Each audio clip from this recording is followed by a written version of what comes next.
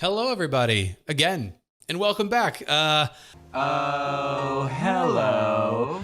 Yeah, today we are going to be doing another deck profile video. And like the last deck profile video and all that jazz, this deck profile video is a deck that is going to be featured in a battle video that we're also doing, that myself and Celio's network are doing. We sort of teamed up while everybody is social distancing to sort of make some videos, online versus like playing with people in person. I didn't feel like it was right to ask my friends to come over and visit me in person. So yeah, Celio's agreed to do some matches over Discord. So those are the matches that are coming out soon. It will feature this deck. That will be one of the matches. I think this deck will be playing against Toxtricity VMax. So if you are interested in seeing both this deck and Toxtricity VMax, definitely look in the description. I don't know exactly whose channel at this point that battle video is going to be going up on, either mine or Celio's network, but just to be safe, definitely check both of our channels out. Subscribe to both of us if you like that stuff. And then you'll see all the content. You'll see my deck profile, you'll see his deck profile, and you'll definitely see all the battles that we're going to be doing together. So thank you so much for watching, and yeah, we'll jump into it now. All right, so this deck profile, I didn't say it in the early part. This deck profile is going to be Copperajah VMax. Now, this is one of those decks that it's like, I think it could be good. It might end up not being good. But as I played with this deck, I've realized that this deck is such a tank that I think it can hold its own even against ADP. It's pretty crazy. So let's just get into it. First, we have Copperajah V. Now, Copperajah V is a beefy boy. Its first attack for 2 metal and a colorless. I don't know the name of it. I'm bad at this, clearly, but it does 90 damage, and during your next turn, it takes 30 less damage from attacks. So already you're starting to see the tankiness that is built into this archetype. Yeah. So it has 220 HP, obviously a metal Pokemon. So you got to worry about fire weakness, but other than that, pretty good Pokemon. Its second attack for 4 energy does 180. You might use it. By the time you get 4 energy on this thing, if you don't have Copperajah VMax, something has gone horribly wrong.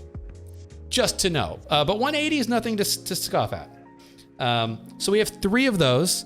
I don't think you necessarily need more than 3 because we're only playing 2 of the Copperajah VMax.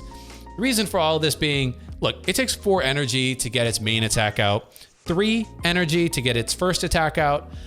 That's a lot of energy, especially with metal, especially when you're not running an ADP. So getting more than 1 of these powered up probably is not going to happen. Maybe you end up doing it, but it's tough. So what Copperajah VMax is, obviously it's a chunky boy, it's a thick boy. It's 340 HP. Its first attack, which I actually learned when I was initially testing this, it's 100 damage plus 100 more if your opponent's active Pokemon is a basic. So it is a basic Pokemon Punisher. 200 damage on a basic will knock out any basic that gives up 2 prizes for the most part. There's a few Pokemon Vs that have 210 HP, but generally speaking, 200 damage for basics is brutal. And then its second attack is actually pretty intense. It does 240 damage for 4 energy. There's 3 metal and a colorless. I don't know why you would run a different energy other than metal if you already need 3, but fine. But yeah, 240 damage is a lot. This deck though, I will say this deck is not necessarily about getting one-hit KOs. It's about surviving longer than your opponent. That's what this deck is all about. But 240, pretty good. So in terms of increasing the tankiness of this, obviously, if you got a metal type deck, you got to include Lucario and Melmetal GX. We have 2 of those in this deck. Look, in a perfect world, you put one of these down, you can get it to the bench, and it survives the whole game. I think this Pokemon probably gets knocked out, but you use it for its Full Metal Wall GX attack. And that attack, if you have 2 energies on it, your metal Pokemon take 30 less damage for the rest of the game. And if you had that second energy on, then you discard all the energy on your opponent's active Pokemon. Now, really important because some people might not have the kind of energy acceleration out the gate that allows them to survive that. I think Pikarom is a really great example. I actually found that in ADP, I would play Lucario Melmetal, just one, in the hopes that sometimes I could get that off against Pikarom, and I actually think it made the game very difficult for Pikarom if I was able to get, 3 or more of its energy away onto an active Pikarom. So that's a very good card for disrupting lots of different types of decks. Also, you take 30 less damage. Next, we have 2 Zacian Vs because, again, you have a metal type deck. What are you doing if you're not running Zacian V? Intrepid Sword is amazing. Brave Blade does 230 damage. It's crazy. It's an awesome Pokemon. You put it in this deck. Next, we have 2 Jirachis because, yet again, you're running metal, so you can always slap them for 30. But obviously, you have Stellar Wish. Stellar Wish lets you look at the top 5 cards of your deck and put a trainer card you find there into your hand. And then, the little star boy goes to sleep. But great card, good pivot Pokemon. Lets you see more of your deck. Just awesome all around in many, many decks. And then finally, we have 1 Dedenne and 1 Oranguru. Now, in a perfect world, I would never put Dedenne down. The whole point of this deck is that you are able to survive longer than your opponent. A 2-prize Pokemon like Dedenne, or against an ADP, 3-prizer like Dedenne, really makes this tough. So I would say I originally played around with Giovanni's Exile or Belelba and Bryson Man in this deck so that I could discard my Dedenne and Lucario Melmetal after I've used their relevant abilities. So that's something you can certainly play with. I've taken that out for the sake of consistency, but just so you know, that was going on in my mind early on. So that is all the Pokemon that we have in this deck. You have, really 3 attackers. You have Copperajah VMax, Luke Metal, and Zacian. In all honesty, Copperajah VMax and Zacian are your main attackers, but look, Luke Metal can attack. He has attacks. So let's get to the supporters. We have 4 Marnie. Marnie, because you want to, as much as possible, force your opponent to see as few cards as they can every turn. I love Marnie for these types of decks. It's basically better than a reset stamp for half the game and just a little bit worse than a reset stamp for the other half. So, and you see 5 cards on top of it, right? So that's why I really like Marnie. Now, on top of Marnie, you have 3 Mallow and Lanas. Now, I considered running a full count of 4. I don't think it's necessary. I think it's overkill. 3 is plenty. Also because my other supporter is Cynthia and Caitlin, which will let me get back my Mallow and Lanas if I need to. Now, Mallow and Lana lets you switch your active with a bench Pokemon and heal 120. So when you're already taking 30 less damage with Luke Metal, 30 more less damage with something like a Metal Frying Pan, you're taking a lot less damage per turn. So then healing 120 on top of that really puts your opponents in a bind. It will almost be impossible for them to one-hit KO you. Cynthia and Caitlin obviously gets you supporters back and draws 3 cards.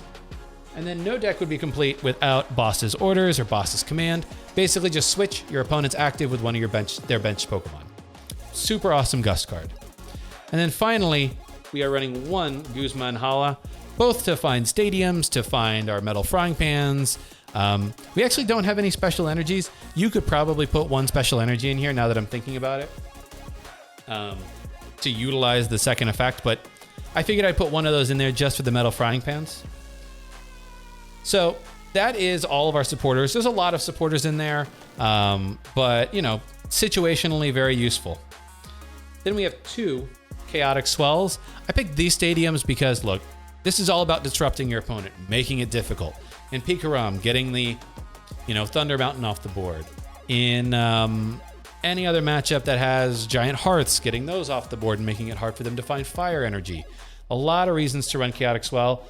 And I don't really think that Mount Coronet makes sense in this deck. I just don't think it's useful. Chaotic Swell is a better disruptor. So those are our supporters and stadiums. Now we get to our Pokemon search. Obviously, we're running 4 quick balls. The end, right? Like you have to run 4 quick balls in every deck, basically. Next, we have 3 tag calls. 3 tag calls obviously gets us the Lucario Melmetal. It also gets us our number of Mallow and Lana, Cynthia and Caitlyn's, and Guzma and Hala. 3 feels right because we have what? 1, 2, 3, 4, 5, 6, 7, 8.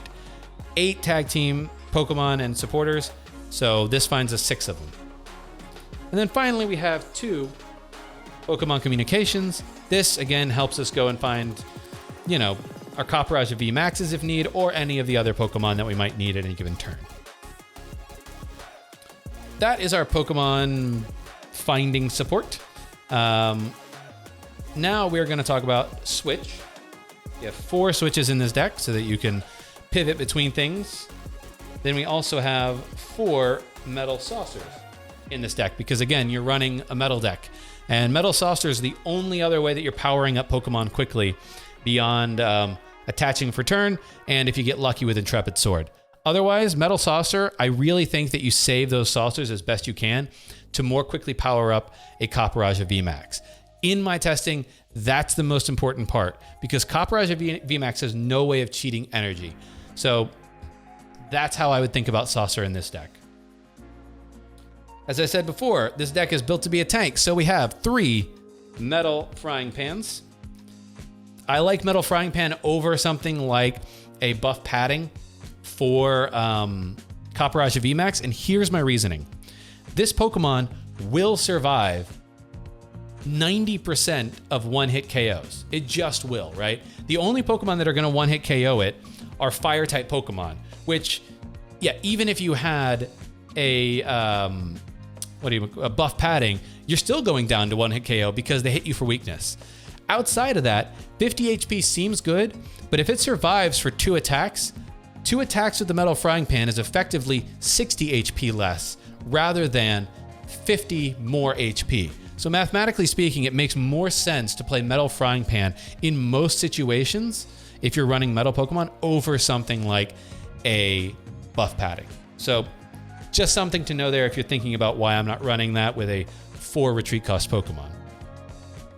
Next, we have 1 escape board.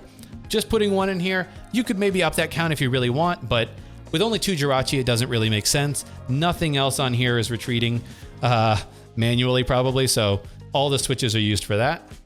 And we're actually running 1 ordinary rod. The reason for that being because our Pokemon, A, takes so much energy to power up. Late game, you might be in a situation where you're running out of energy. So an ordinary rod gets the energy back. Also, it gets back a VMax Pokemon or Copperajah V or really anything you might need. So that's why I put 1 ordinary rod in there. Who knows if it ends up there long term, but it feels right for now.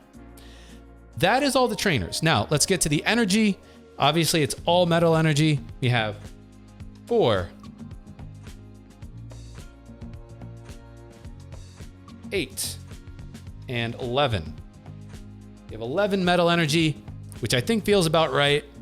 You can maybe go up to 12 if you're worried about energy counts, but 11 energy gets you 1 VMax Copperajah for 4 and 1 Zacian for 7, leaving you 4 energy left over to either power up a Lucario Melmetal fully, get 2 on Luke Metal and 2 on a Jirachi. You got the ordinary rod. I think it's the right number of energy mathematically, but who knows? There might be a number of energy, but feels right for now. So yeah, that is the deck profile for this Copperajah VMax. It's pretty straightforward, to be honest. I'll make this a little bit brighter because it seems like the sun sort of went down a little bit. Yeah, so that is my Copperajah VMax. Let me know what you think about this in the comments. Definitely check the video out where I play this against Luke from Celio's network. Links in the description at some point. Yeah, thank you so much for watching. If you like these videos, like the Rebel Clash, let me and Luke know what you want to see us do next. He has done Dragapult VMax and Toxtricity VMax. I have already done Copperajah VMax and Melodic V ADP. We have other things in our mind, but if there's any preferences out there, we would love to hear them. And yeah, thank you so much. I will catch you in a future episode. Carpe Awesome.